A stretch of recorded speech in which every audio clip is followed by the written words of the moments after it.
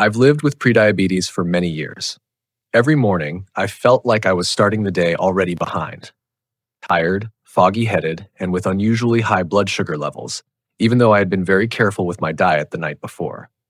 Some mornings, my blood glucose measured as high as 168.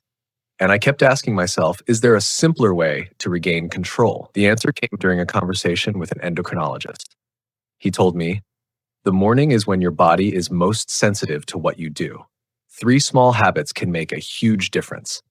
It sounded too simple, and I didn't believe it at first. But I gave it a try, and within 3 weeks, my fasting blood sugar dropped to 118, some mornings even as low as 101. No new medication, no supplements, just 3 simple actions I practiced every morning. The first thing I do each morning is drink water. It sounds far too basic, so much so that I didn't believe it could make any difference. But the truth is, 1 glass of warm water in the morning has become my first medicine of the day. About 500 milliliters of plain water, no sugar, no coffee, no tea. Sometimes I add a thin slice of lemon or a pinch of Himalayan pink salt, what I jokingly call my clarity water. What surprised me was that for years, I never realized my body was becoming dehydrated every night, not because I sweat a lot or have a fever. It's just that while we sleep, we lose moisture through thousands of water molecules exhaled in our breath and evaporated through our skin. As we age, the body's ability to retain water declines. The older we get, the more we dry out from the inside. Dry skin, dry eyes, dry mouth, and even thicker blood. And thickened blood is dangerous because the sugar doesn't disappear, it just becomes more concentrated, making the glucose level per unit of blood rise. As a result, the blood glucose meter shows a very high number, even though you ate carefully the night before.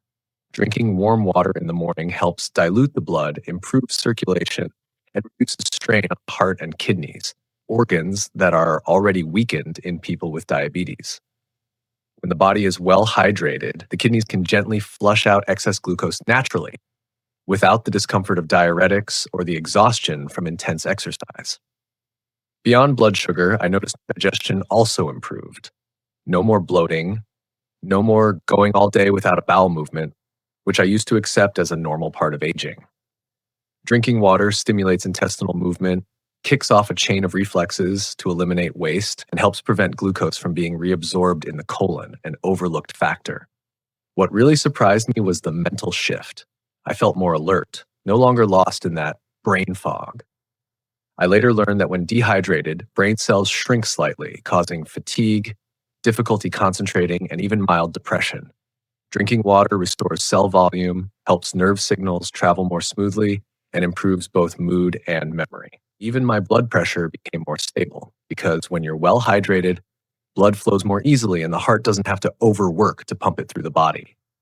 For someone with diabetes, this is critical because high blood pressure paired with high blood sugar is a deadly duo for the kidneys, heart, and retina.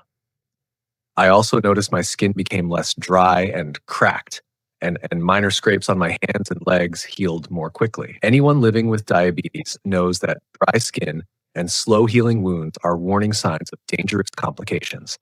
Yet a simple glass of water every morning helped my skin heal better, something I used to think only medication or special creams could do. The second thing I started doing every morning is gentle movement. Not jogging, no need for a gym, and no fancy equipment. Just soft, intentional motions. Walking around the house, rotating wrists and ankles, stretching my back, bending my knees, and occasionally using a resistance band.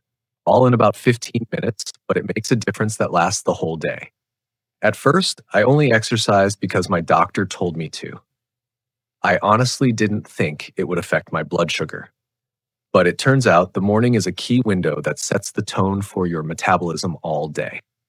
After a night's sleep, the liver naturally releases glucose into the blood to help you wake up. This is called the dawn phenomenon. In healthy people, insulin quickly handles this. But if you have insulin resistance, like I do, this glucose lingers in the blood, causing high morning sugar levels even if you ate very little the night before. One small thing I noticed. My heartbeat became more regular, no longer pounding when I climbed stairs or felt slightly nervous. All of these benefits didn't come from heavy workouts or pushing myself. They came from small, doable movements done daily without fail. I understand that with age, not everyone finds it easy to get up and walk, but exercise doesn't mean jumping and running. Exercise simply means waking up the muscle groups that rest all night.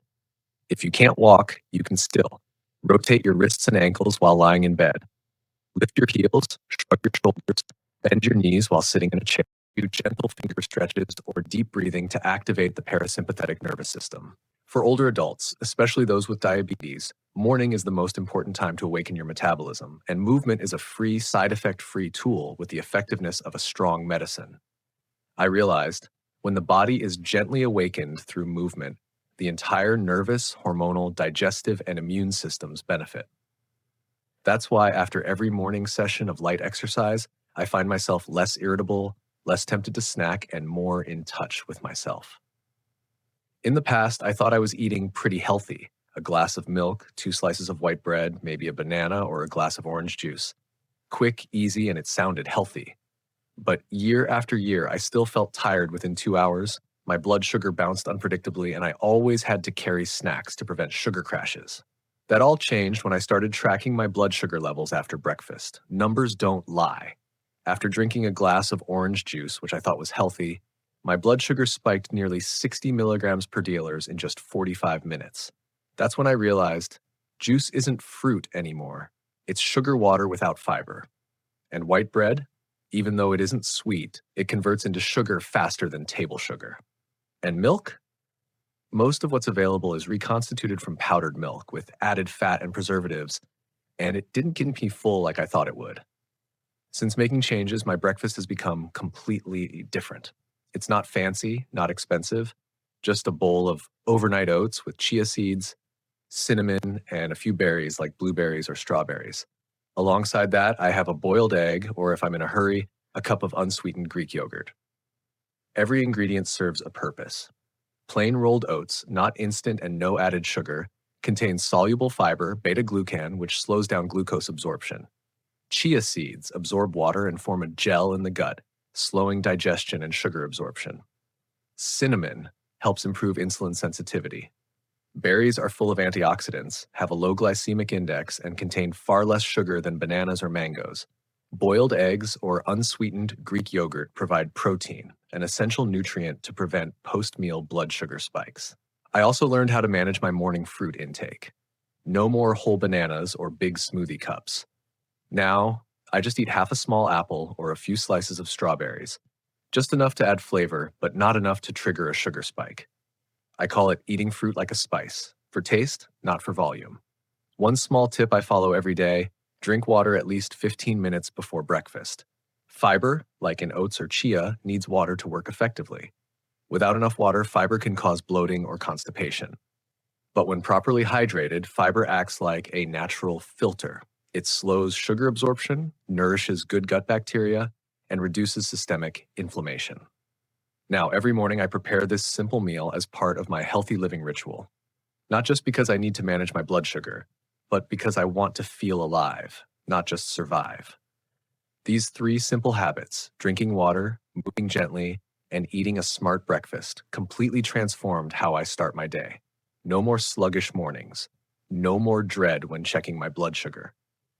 I'm not saying these habits alone will cure your condition, but I'm confident they'll help you feel better, more in control, and less dependent on medications. That's the feeling of owning your health, and nothing is more empowering than that. If you're living with diabetes or just trying to stabilize your blood sugar, I invite you to try these 3 small habits each morning. They're simple, free, and easy to stick, but the results might just surprise you.